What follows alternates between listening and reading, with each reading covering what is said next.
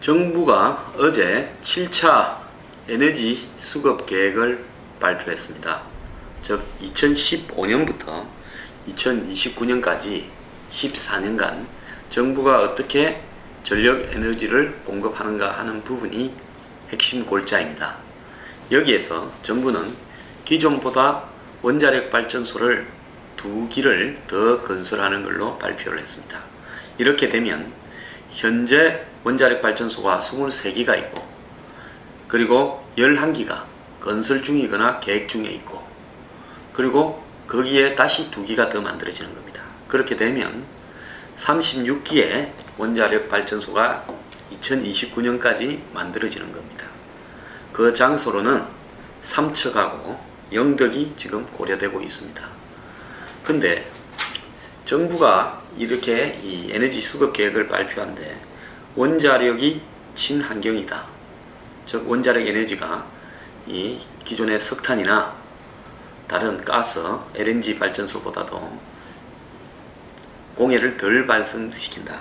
그것은 지금 정부가 올해 말 프랑스에서 출범하는 이후에 그 기후에 대한 각 국별로의 이 환경에 대한 규제를 하는, 환경오염에 대한 규제를 하는 포스트 2020 체제에 대비해서 거기에 우리나라가 앞으로 환경 규제 부분에 있어 어떻게 유지하겠다 라는 어떤 부분을 제출할 내용과도 관련이 있다고는 합니다.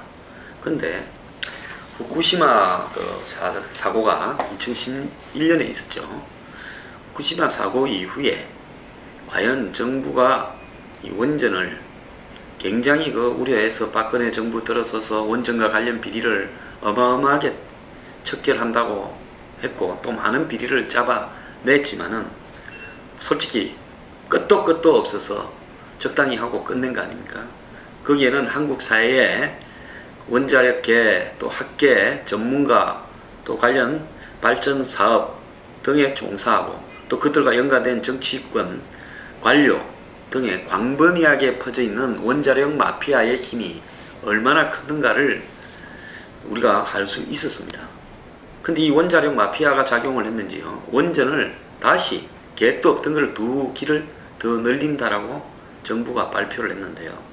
이것이 과연 원전이 환경오염을 덜 시키는 가장 싸고 효율적인 발전 대책이다, 에너지 수급 대책이다 라고 이야기하는 것이 맞는지에 대해서 지금 심각하게 고민을 좀 해봐야 됩니다.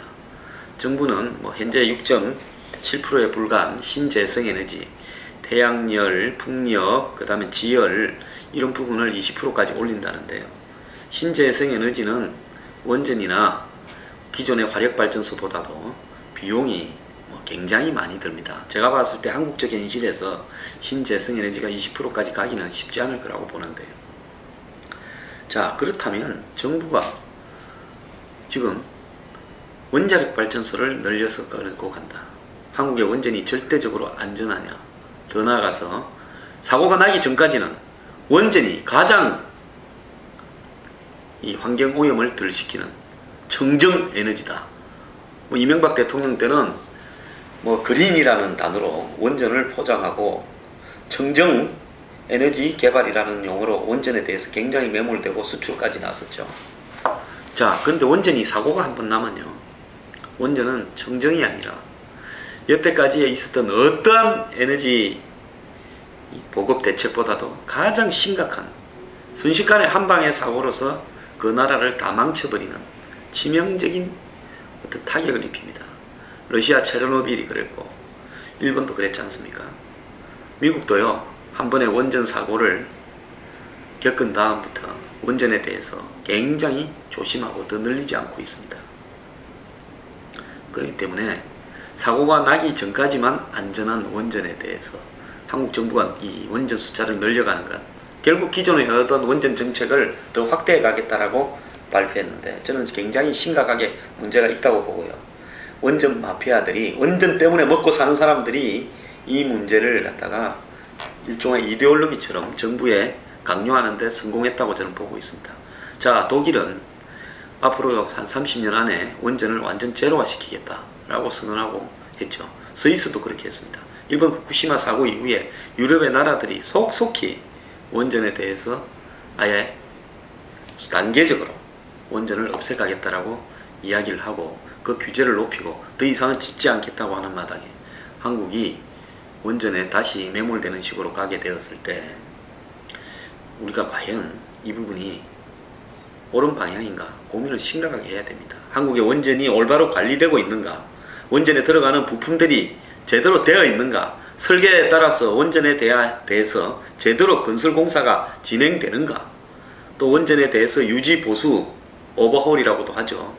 그런 것들이 주기적으로 매뉴얼에 따라서 정상대로 되고 있는가.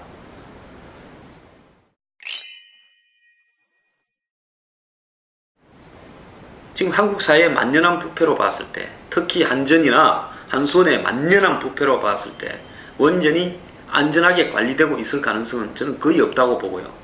지난번에 원전에 납품된 부품이 수천 개가 다 위조 부품이라고 결론이 났음에도 불구하고 그 뒤에 원전 부품을 납품에 대해서 다시 어떻게 제대로 되고 있는지 조사하거나 규제하고 있다는 이야기는 듣지 못했습니다. 그런 상황에서 다시 원전을 더 짓는 것이 옳으냐? 굉장히 저는 문제가 있다고 봐요. 두 번째로는 안정성을 떠나서 경제적인 부분, 또 세계적인 에너지 변화의 추세를 감안해야 됩니다. 자, 미국이 지금 사우디아라비아를 제치고 머지않아서 사우디 아메리카, 즉 세일 가스, 세일 오일로 세계 최고의 산유국이 된다라고 합니다.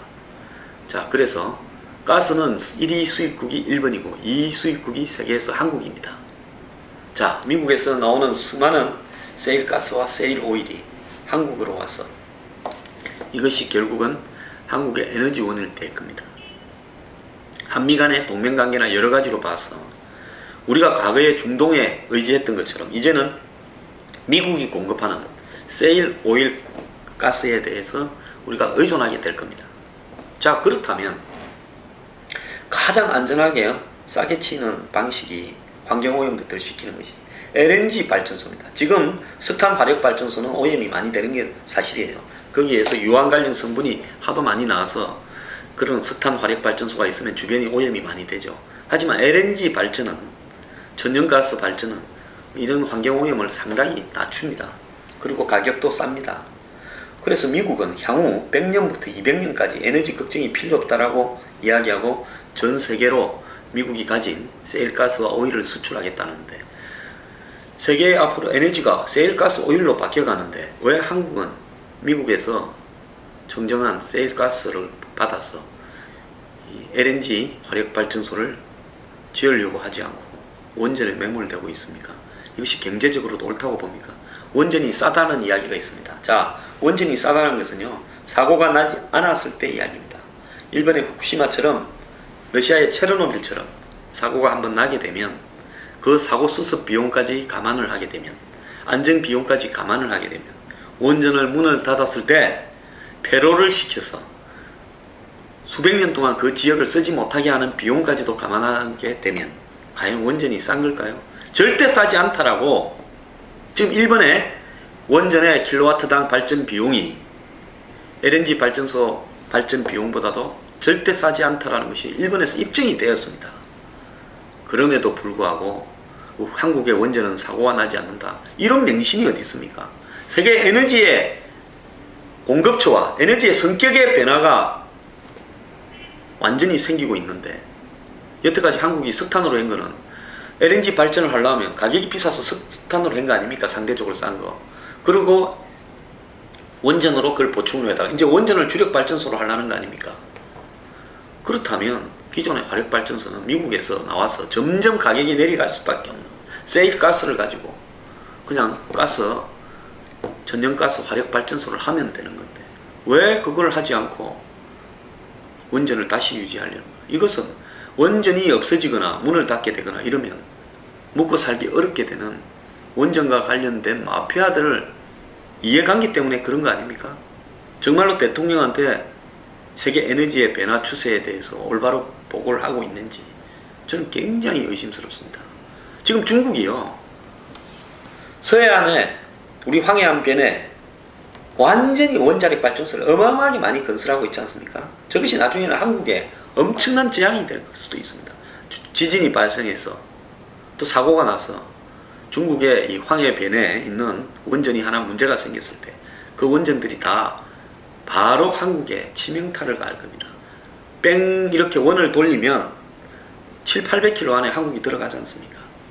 그래서 세계적으로도 중국이 황해변에 수많은 원자력 발전소를 짓고 있는 부분이 한국의 앞으로 안전에 굉장히 위협이 될 수 있다고 우려하고 있는데, 우리는 그런 중국과 같이 안전, 환경, 앞으로 미래에 대한 효율성 이런 부분은 고려도 하지 않고 당장 청정에너지라고 원전을 다시 지어가는 것, 정말 저는 문제가 있다고 봅니다. 마지막으로요, 고리발전소가 이달 10일 원자력 발전 전문위원회를 열어서 고리 1호기 문을 닫을 건가 안 닫을 건가를 지금 결정을 한답니다. 그래서 고리 원자력 발전소는 여러 가지 부분에서 일종의 경제성도 떨어지고요. 지금 사고도 많이 나고 30년을 갖다가 쓰고 그 이후에 또 연장도 해서 다시 쓰고 있죠. 근데 고장이 많이 나고 해서 일본 후쿠시마 사고 이후에 제대로 가동도 안 되고 있습니다. 자, 고리 원자력 발전소는요, 문을 닫아야 됩니다. 폐로를 해야 되는데요, 아마 그렇게 결론이 날 수 있다고는 봅니다.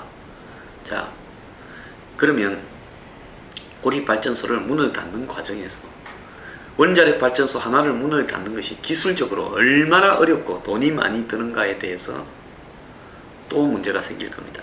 원자력 발전소요, 폐로를 하는데 초기 기술적인 돈만 1조쯤 들어갈 겁니다. 그 이후에 그 발전소를 폐로한 상태에서 관리해가는 비용은 그 지역은 못 써요. 상당 기간, 앞으로 수백 년 동안 원자력 발전소가 있던 지역은 쓸 수가 없습니다. 방사능 때문에. 그러면 그것을 유지해가는 비용이 얼마나 들 것인지, 우리 국민들은 원자력이 사고가 나도 엄청난 비용이 들지만 문을 닫고 난 뒤에도 엄청난 비용이 든다는 것을 실감케 될 겁니다. 이런 사실들을 제대로 알고 있는지 정말 우려됩니다.